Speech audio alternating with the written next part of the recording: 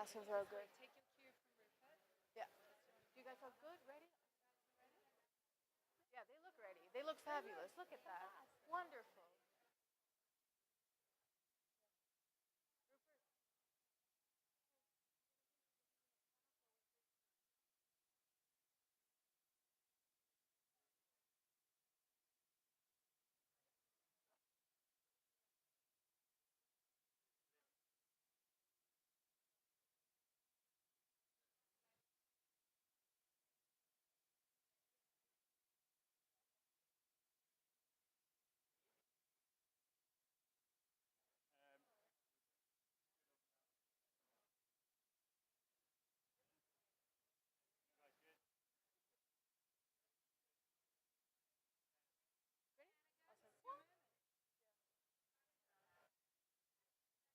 Hello, everyone. Fabulous audience. Thank you so much for being here. I'm really excited for our next session with our partners at One Young World, who, like us at Extreme Hangout, are driven to identify, connect, and promote young leaders, giving them a global platform.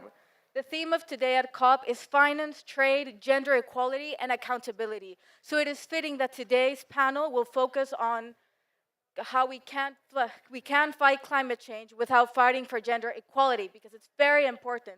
So please join us in welcoming them to the stage. Thank you so much.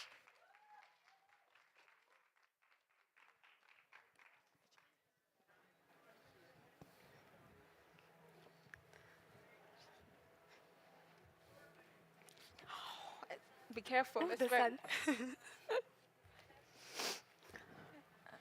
So, are you ready? Sure. Yes? Yeah.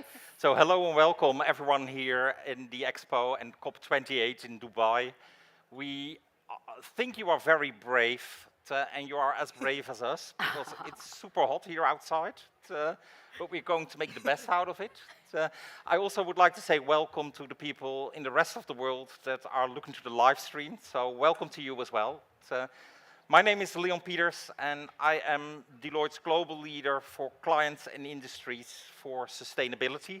I'm based out of Amsterdam, and today we will discuss why we can't fight climate change without fighting for gender equity. And I think, to give a little bit of context, the climate crisis is not gender neutral. That's not fair, but that are the facts. Women and girls experience the greatest impact of climate change, which amplifies existing gender inequalities and poses unique threats to their livelihoods, health, and safety. And it's even worse, climate change is a threat multiplier, because when climate change is getting worse, all of the other things for women and girls are getting worse even more. Besides this, we also see that women are underrepresented in government and private sector within leadership, and also within the climate action-oriented groups, they are also underrepresented. So I think we have an awful lot to discuss. And I'm pleased to be joined by three fantastic panelists with a very rich background. I'm going to do you a little bit short by introducing you with only one line, but I'm going to ask you to introduce yourself a little bit more. So at the far left for me, for the people that are watching the far right, we have Karla, and I hope I pronounce your last name very good, Godoy da Costa Lima. So I'm definitely not Portuguese, That's awesome. as you have picked up. And she's the Executive Secretary of Sustainable Development of Pernambuco. In the middle here, we have Mavis Mainu, Executive Officer to the CEO of Climate Analytics and Gender Expert. And then here next to me, we have Renata Koch Alvarenga, Founder and Executive Director of Moderator Climate. So first, I'm going to ask you to introduce yourself. Thank you. Thank you, everyone, for being here. I think, first of all, I would like to thank everyone and for the invitation. I'm really pleased to be here with this panelist. and this moderator.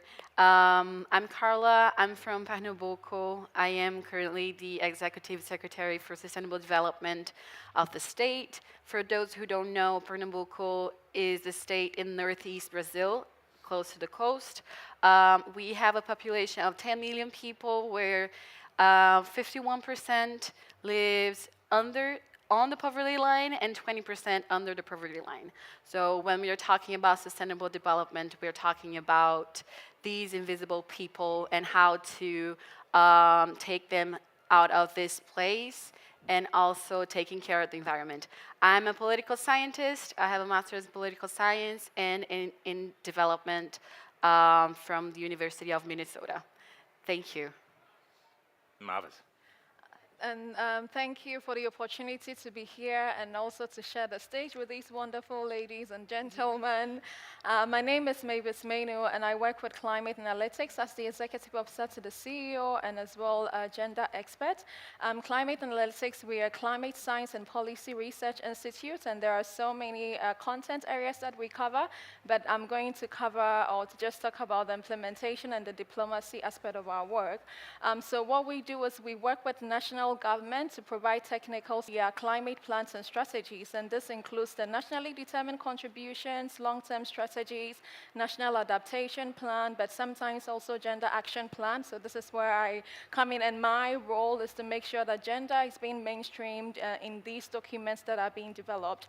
We also have the diplomacy part of our work where we support SIDS and LDCs, so small island developing states and least developing countries in the negotiations or the UNFCCC processes. We provide on-site technical support and scientific advice so that they'll be able to negotiate for better outcomes in the negotiations. So yeah, this is what we do, and this is my background. I'm really, really looking forward to the conversation today, and thanks for the invitation once again.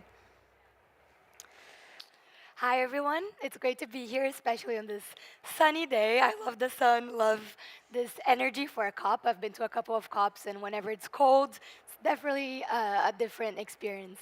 But I'm Renata Koch Alvarenga, also from Brazil, so it's great to be here with a fellow Brazilian and also someone from Ghana who's doing a really amazing work, and also with the moderator. Thank you so much. So my background is in activism, in climate activism. I lead an organization called Empodera Clima, which is an organization that does a lot of educational content on gender and climate justice, really trying to make these contents more accessible, so translating them to Portuguese, to Spanish, also to French, to really bridge this connection gap about what's happening here, for example, at these large conferences like COP, back into the local level, to the people that really are doing this grassroots work. So that's what I've been doing for the past 4 years or so. We have a team here of 7 young women from all over Brazil and Mexico who are doing this work. And also, I do a lot of public policy engagements. I just finished my master's in public policy at the Harvard Kennedy School in the US, and I'm also working a bit with the World Bank on disaster risk financing in the Caribbean. So different experiences, but I think it's important to mention because it all kind of intersects and connects on the finance, policy, gender side. So very excited and looking forward to this conversation. Thank you. And I will say, what a rich diversity we have here on stage. And you might think, 3 young female panelists and a more senior white guy, why? And 2 reasons. The first one is at Deloitte, the average age is around 28, 29.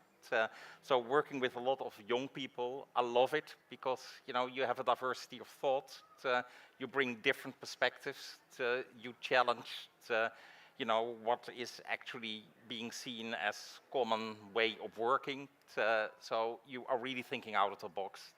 And I hope you do that also during this panel. And there's also a second reason, and that relates back to my mother. So she is 90 years old. And 65 years ago, she got married to my father. And my mother has always been a teacher at the elementary school. And the day she married my father, she got her a very nice present of the Dutch government. She got her resignation letter because she was a female and she had to take care of my father and for the house and the family to come. But my mother is absolutely not a housewife. She has never turned into a housewife, I have to say. And I'm really pleased of that. She didn't want to be at the sideline, and she went with 7 other women to court to fight against that law. And a few years later, she went up to the Supreme Court of the Netherlands, and the law was changed. So that's a little bit the heritage of my mother, and that's why I also feel, I would say, very connected with everything that has to do with gender equality. So I also wanted to share that with you. But now we go really to the topic, because that's why we are here. And I already said in my introduction is there is an awful lot to discuss. And my first question is actually to explain to the audience at home and here also in Dubai, how does gender equity intersect with environmental sustainability, and why is it essential to address this intersection in climate change efforts? So who wants to take that first? I started the first question. Okay, Mavis, you can go first. So I really like the opinion that you had when you said climate change is not gender neutral, which means that it impacts different genders differently. And what the science and evidence is showing is that women are the most vulnerable, and women are the ones that are being really impacted. Almost 40% of women around the world are faced or exposed to drought. And most of these women live in very rural and vulnerable communities that do not have the adaptive capacity to be able to adapt to the impact of climate change. This means that they are positioned, and already we know that men own a lot of the resources as opposed to women. So that means that our position in society is further being weakened because of climate change. In communities in Africa, rural communities in Africa, what we are seeing is that women have to walk longer distances now to fetch water because of drought. This comes with a lot of gender-based, they're exposed to a lot of gender-based violence, issues like rape, sometimes killings, kidnapping. So there's a lot of intersection that goes in between climate change and gender. And I have sat in rooms with decision makers, high-level decision makers, who would ask questions like, what has gender got to do with climate change? So I am really happy that we are having these conversations, because it's very important that we keep on hammering and keep on bringing awareness to this topic. But one thing that I also want to emphasize, that women are vulnerable, but they are not victims. They also possess agencies, and they have ideas and solutions that they bring to the table. And most of the times we do not have the space, or even when we have the space, we are not heard. And this is also something that I think with a lot of the research that we are doing, hopefully we'll highlight some of these agency issues and the solutions and the ideas that women also bring to the table. So we just are not crime victims, we also possess the ideas, the solutions, and we want to be part of the conversation. And this is why I'm happy to see a lot of women present here at COP, and I hope that in the coming COPs, the numbers keeps on going up. Excellent. Renata, have you a different perspective, or would like to add certain things to what Mavis said? I mean, I think you summarized it perfectly, and I love what you said about the vulnerability and also the leadership aspect, because oftentimes I think when we talk about marginalized groups, we oftentimes put them into this victim scenario, and they need to be protected, and we need to make these policies for them, but we fail to remember that the reality is that these people are the ones that then need to be in the decision-making spaces. They're the ones that have the lived experiences, right? To then go into a COP negotiation decision-making table and say, look, this is what's happening in my community, this is what we're facing, and this is how we can help at the policy level, right? So I think giving the agency to women, but especially, women who are in most marginalized places, like indigenous women, right, or young women and girls, it's so important that they are present in even local communities, kind of decision-making spaces, but also globally. And as you said, it's happening slowly, right? You're seeing an increase, but I think something interesting to mention is that when you look at the numbers of leadership in terms of women, that's a totally different story, right? Like you see a lot of women leading feminist groups and civil society movements, but when it comes to the heads of delegations, for example, That number is around 10 to 13% at COPs, the heads of delegations. Only 10% are women, and that has been the case for the last decades. So it hasn't changed, and it really just showcases who are the people actually leading, setting the agenda items when it comes to the climate negotiations. So I think it's important to mention that. And I'm glad that we are here in an open space, so all of those delegations can hear your pledge Right. to, I would say, increase that number. Definitely. So actually, you talked about, or I talked about that climate change is a threat multiplier, but you added a more positive twist both to it, that women can also be a solution multiplier.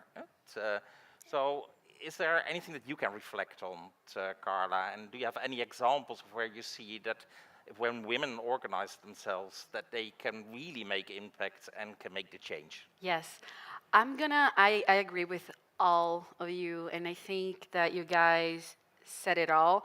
I'm just gonna give an example of that, of how women can make the change and how we can see that when we get organized and when we get together, we can really change our community and where we live. So in Pernambuco, more than 90% of the territory is prone to desertification, and the rest is prone to floods. So when you go to the backcountry of the state, you see communities really fighting for survival. So trying to adapt to droughts, trying to adapt their agriculture systems and stuff.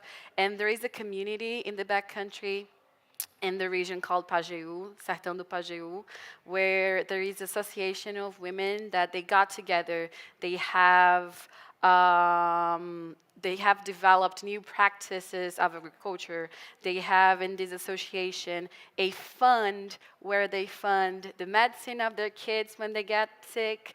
They fund some kind of change that they need to do in their homes, and they don't have the money, so they all come together. They put a little bit, and they make this turnaround. So when we talk about the solutions that we need for climate change, for the problems that climate change cause, I think we have that in the communities. We have that within the knowledge of these people. We need to talk about how indigenous community adapted throughout the years for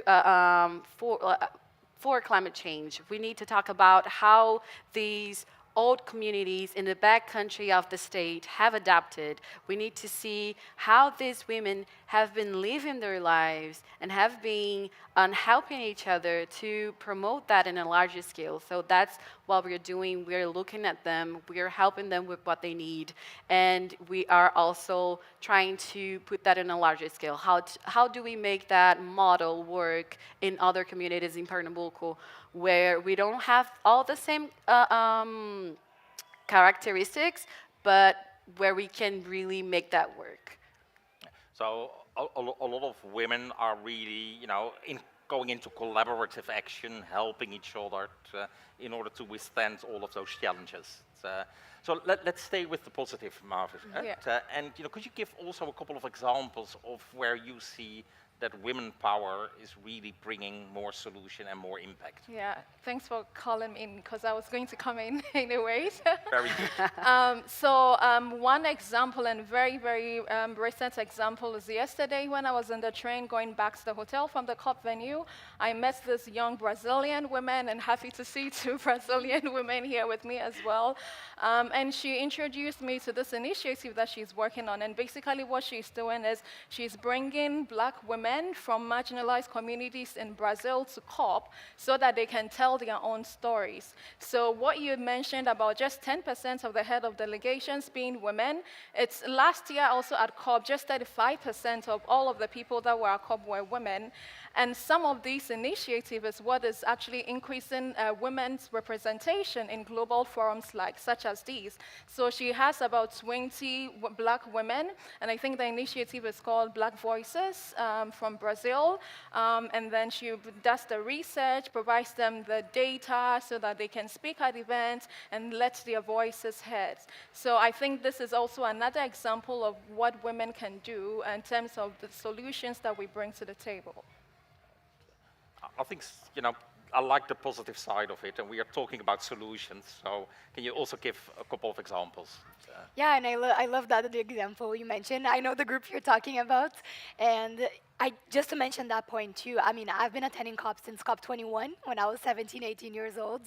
I got the chance to go with a Brazilian group, and truly, it was a very different space. We definitely didn't have this open space and music and concerts and kind of this artivism as well aspect of it, or even just more civil society participation, and that has changed. And when you mentioned that about bringing those voices here, I see that a lot when it comes to civil society in Brazil, but also all over Latin America. It's bringing the people who are in the peripheries, right, of the countries, or the people who are near the forest or in the land, who literally live that every day, having a say, right? It's what I was saying earlier about the lived experiences. I mean, there's so many cool examples.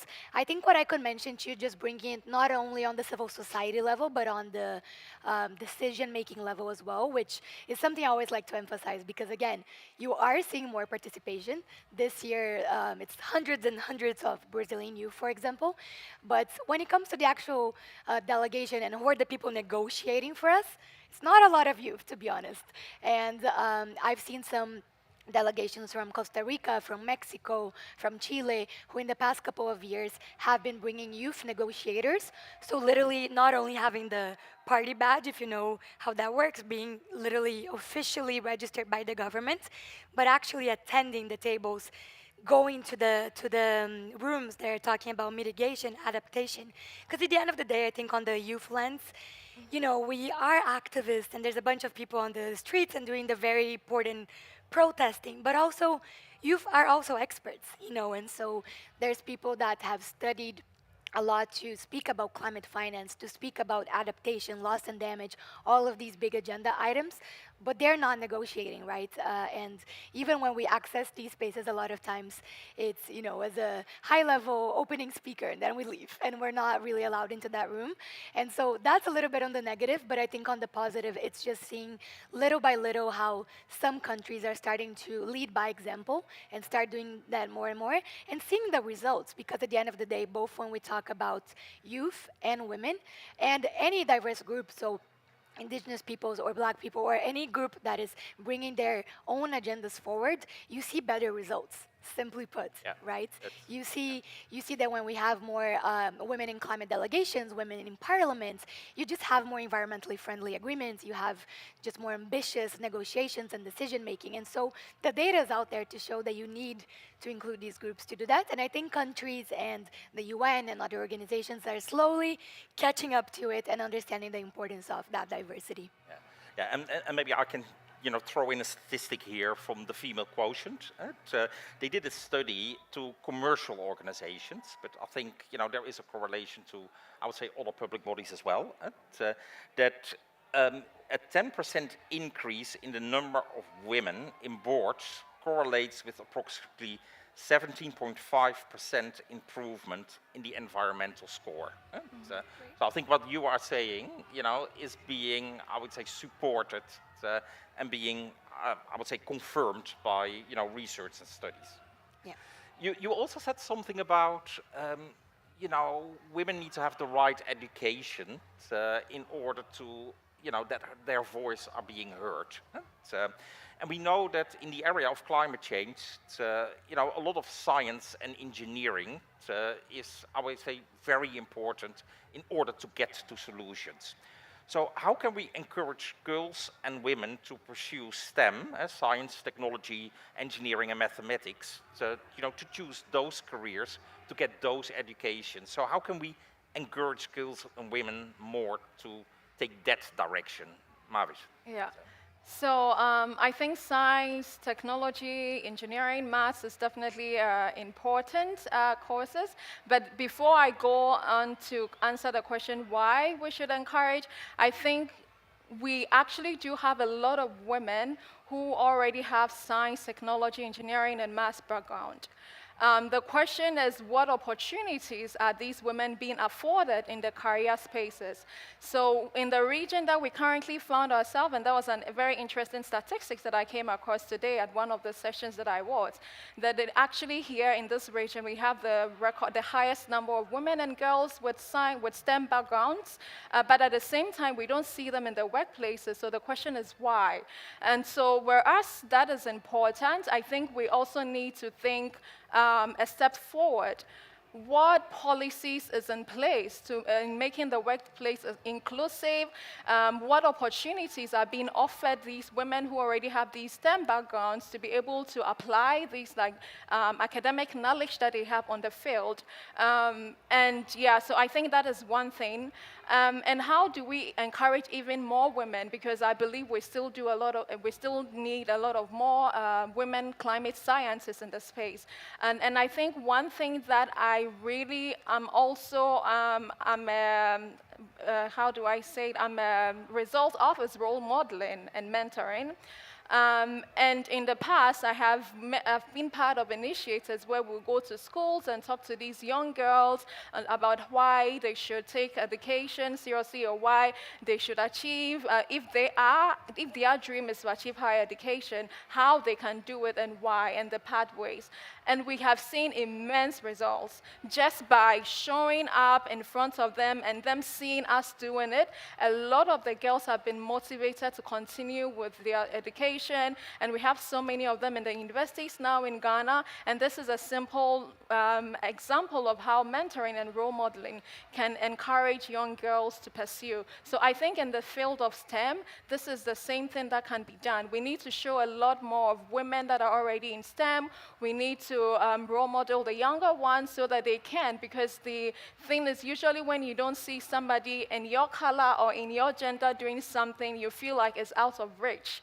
And we need to make sure we bring these to the young girls so that they know this is within their reach, this is the pathways, this is how they can achieve it. And when they have done that, we need to make sure we are bringing opportunities to their doorstep. There's equal pay, there's maternal leave policies, there's inclusive workspaces that would enable them to apply this knowledge on the field. And on that note, so climate analytics, we are looking for a new head of our climate science team, and I would really, really be happy to see a woman take that position. So I'm just putting it out there. If you know any female scientists who's looking for opportunities, please go to our website, climateanalytics.org, send us an email. You can also talk to me after the panel, and really be happy to receive recommendation of female scientists that can fill that.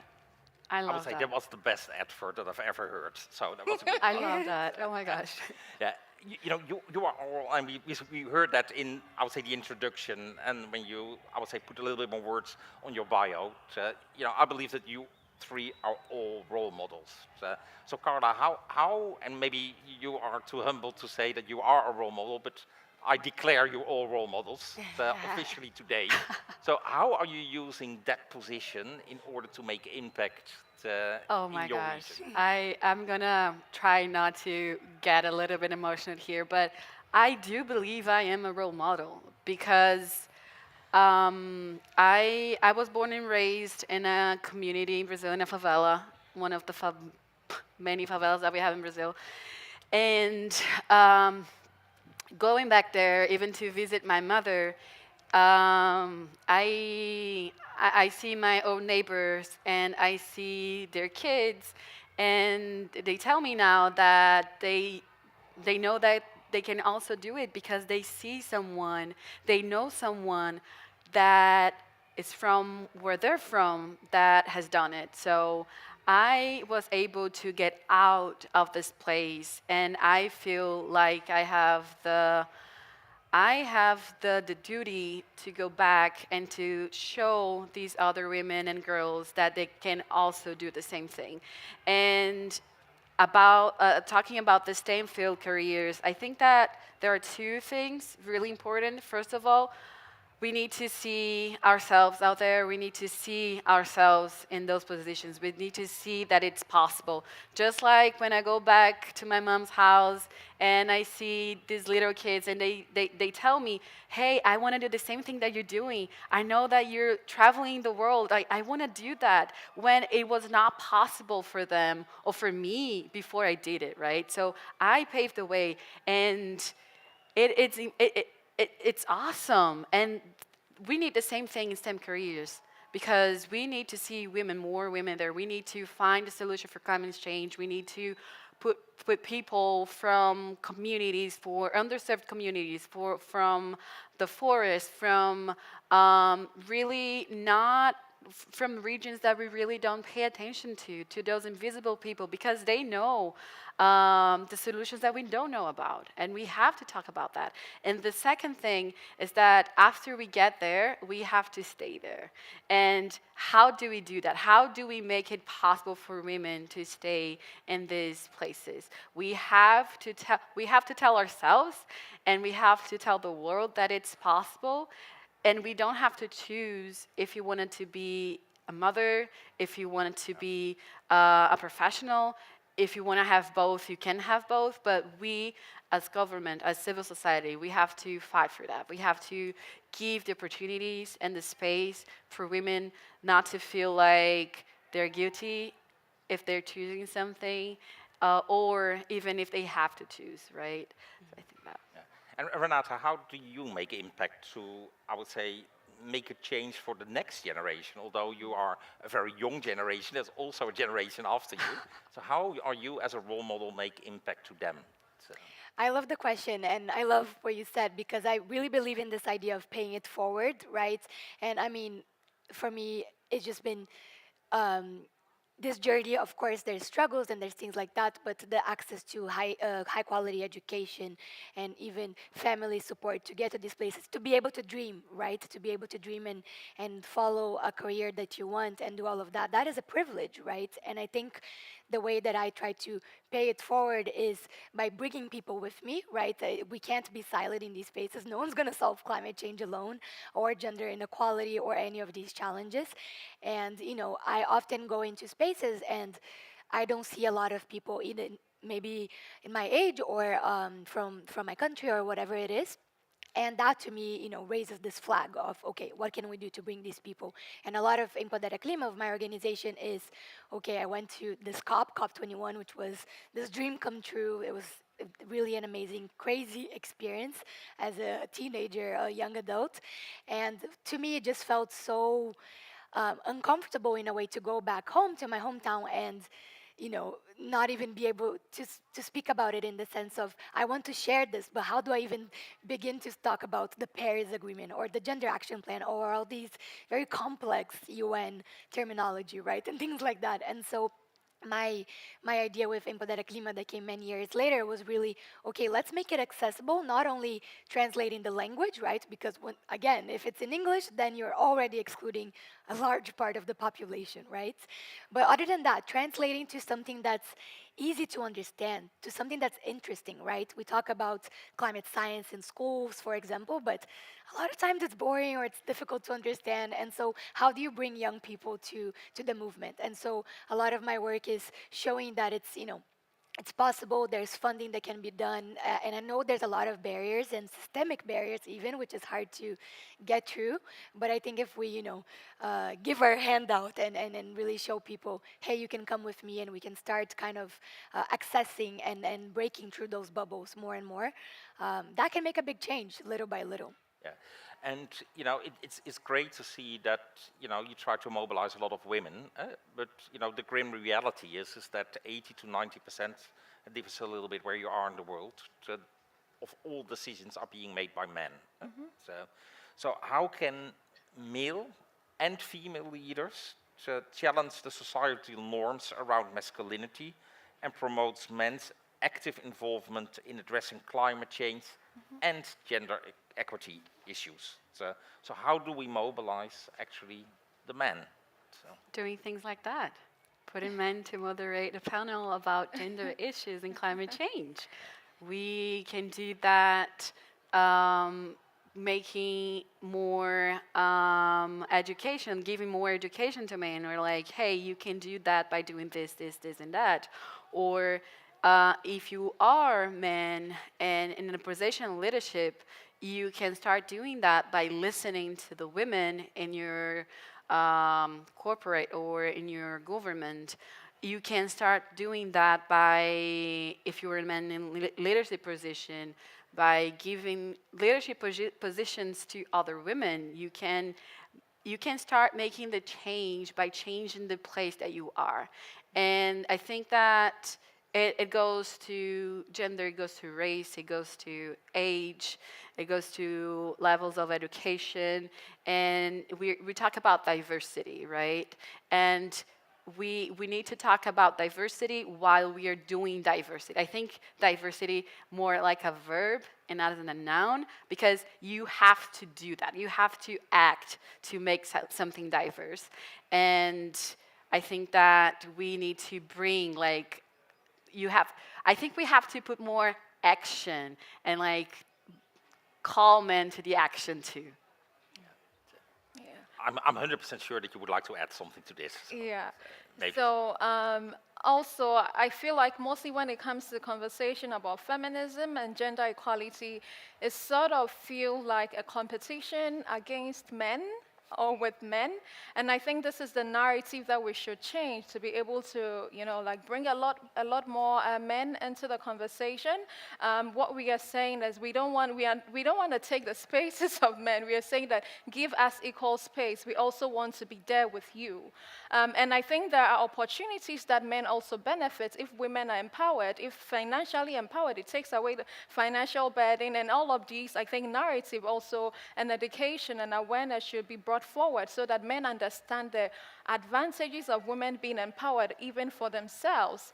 And the other thing also is bringing in the personal stories, because I think in between having a wife, a mother, a sister, a daughter, an auntie, every single man has that. So we are saying these are the people we want to empower, and it's not something that is far away from you. It's just literally something that is right next to your sister, your wife, your mother, your daughter, and this is what we want. So I think the narrative and the stories, bringing that personal narrative like close to home, and also changing the narrative about competition, and that should be one way or some of the ways that we can bring men into the conversation.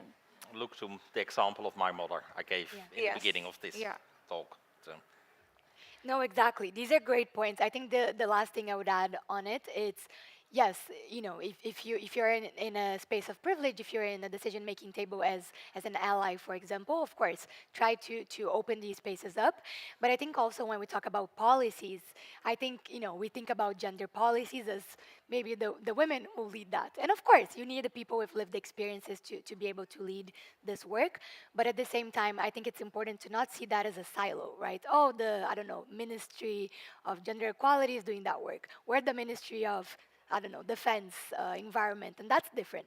I think interconnecting these issues, and men who are CEOs or who are ministers or who are heading governments, they should also see that the gender aspect of it should be mainstreamed across everything, right? And the same with race, the same with all of these intersectionalities. It needs to be in everything that's happening. And I think oftentimes it's still separate. It's still being adopted separately. And to be honest, I think that's why we're still here after 28 COPs, right? It's because we're seeing mitigation. Climate mitigation is this one thing, let's reduce the emissions. We're seeing adaptation as this other thing, but we're not thinking about the women who are fighting on the forefront of island states, of forests, right? And we're not interconnecting all of these challenges. That's why we see that I think in climate philanthropy, like the funding that comes from the philanthropies, only 3% goes to women-led organizations.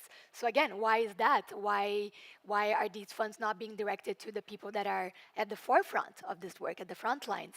And I think it relates to not seeing these topics together, but rather we're doing climate finance that has nothing to do with gender or women, but it needs to be intersected. Yeah, and I totally agree with you. It's about intersection. It's also about diversity in a very wide range. Our study of Deloitte also shows that more diverse organizations are 6 times more innovative than less diverse organizations, and they are also 8 times better in business results. And whether we like it or not, I think that a lot of males are really being triggered by this type of figures. So research is supporting that diversity is really, is a business case or a value case and can bring you further. Okay, we are going to wrap up soon. I really would like to ask, is there any question out of the audience? Because we have the ability to answer your questions. And someone is running for a mic, so let her not run for a mic without a purpose. So hopefully someone is willing to ask a question. Yes, there is one. Thank you so much.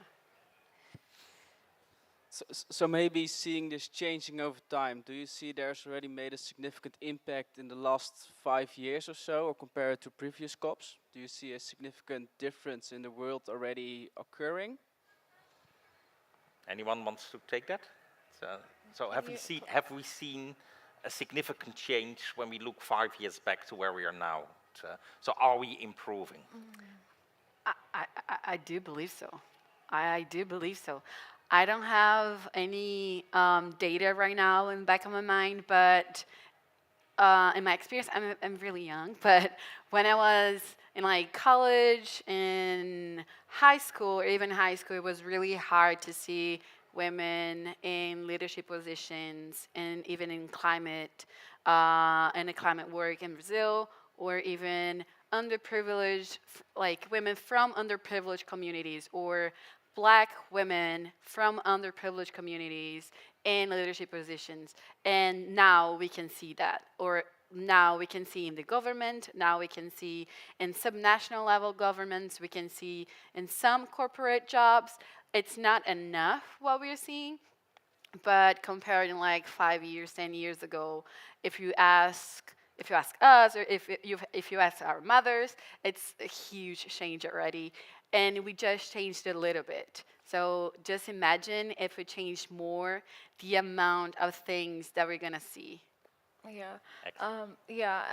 So to add to that, for example, within the UNFCCC negotiation process space, I think the Lima work program or the Gender Action Plan was launched like 5 or 7 years ago, and before that we didn't have, so gender topic was not even so present in the negotiation space. So that is one example of how things are progressing. We are not where we want to be yet. There's still a long way to go, but I think compared to where we were like 5 years ago, we have made some progress. So now there's a lot of conversation about mainstreaming gender in the climate strategies and plans that are being developed by governments. And with GCF, so the Green Climate Foundation, for example, if you're applying for a project, one of the requirements is that you should have gender mainstreamed in the project. You don't get the funding if you don't do that. And same with Jeff. So we are really seeing some progress. Like I said, for now, it sometimes sort of feel like a checklist where people just like put gender on the project so that they can get it. So in terms of implementation, we still have a lot of work to do and a lot of long way to go, but we are definitely making progress. Definitely, if I can add to that, I think systemic changes take time, right? And I don't know if everyone has seen that picture, the official picture of COP, of the leaders. There's quite very few women in there, but of course, this is not a testament to COP28. It's a testament to, how we vote in elections, or how we're able to even have that democratic right, for example, or who are the people that get to be the world leaders, right? So it goes back to this very large, deep systemic challenge of seeing women in those roles and them being able to access with education and being part of STEM fields, etc. And so, of course, it's a systemic challenge. But as you said, both of you, in these spaces, you're seeing the change of the faces, right? The people from the peripheries, from different areas of different countries, coming here speaking for themselves.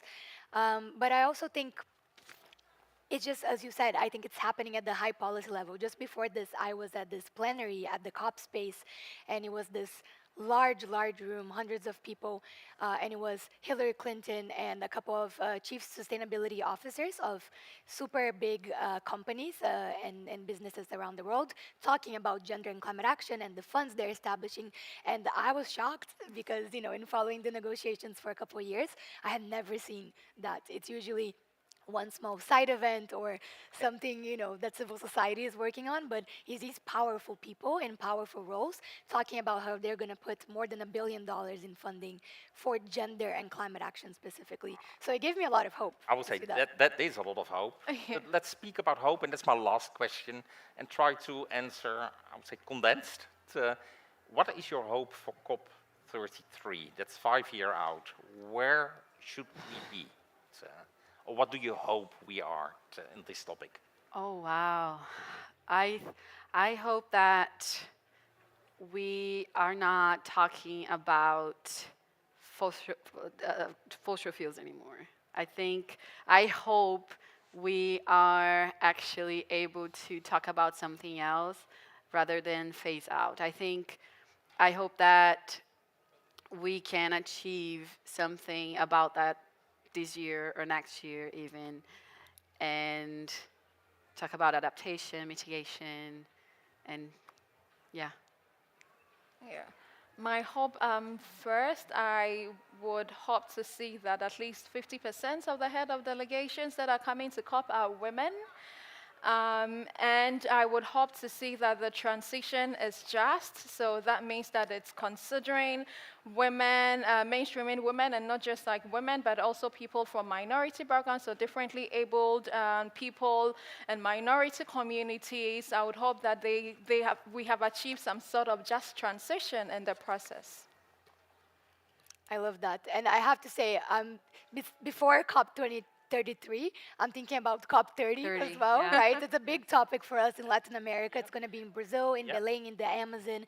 And gonna so be there's the a lot COP. of expectations there for local actors and everything like that. So very excited for that.